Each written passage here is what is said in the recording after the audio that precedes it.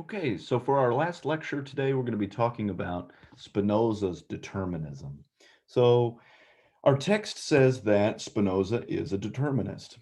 Determinism is the view that there is no such thing as free will. So, for example, we kind of go about our life doing lots of different things that we feel like we have some choice in doing, right? So I can raise my hand, I can drink water, right? I can go to the store, I can do any number of things. And it really sort of feels like we are the ones who are deciding whether or not to do that. So Spinoza wants to reject this view. He wants to say, like, no, there is no such thing as free will, right? You don't bring about any of your actions. He thinks this for two reasons. The first thing is that God will dictate what happens to things that are part of God's body. So recall that you and I are merely parts of God's body. My body is part of God's material body, and my soul is part of God's immaterial body. Okay, so given this, and given that God is omnipotent and has control and dominion over God's body, this means that uh, God is the one that brings about my volitions, not me, right? There's no such thing as me. Rather, it's God bringing about all of these things. So that's on the one hand, that's what's happening.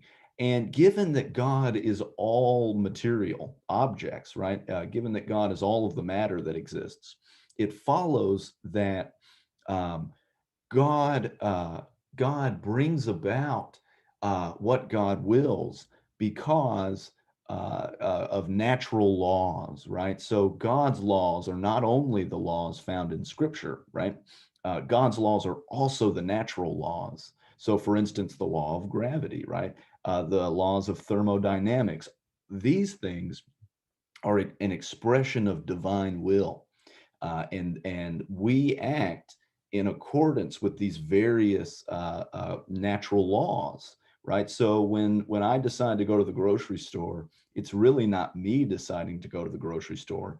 Rather, it's God by way of natural law, sort of commanding, not really commanding, right? Because there is no me, but bringing about my volition to do that thing.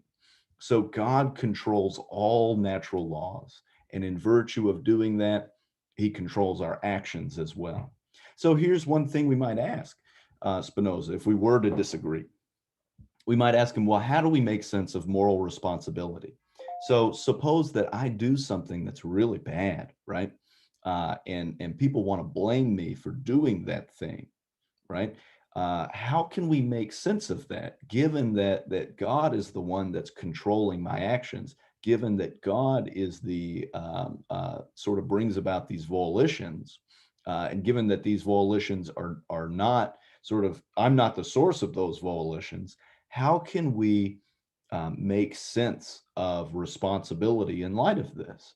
Now, and Spinoza has some things to say about that, but this might be a good sort of way in which we can address or respond to Spinoza's argument, or at least Spinoza's determinism.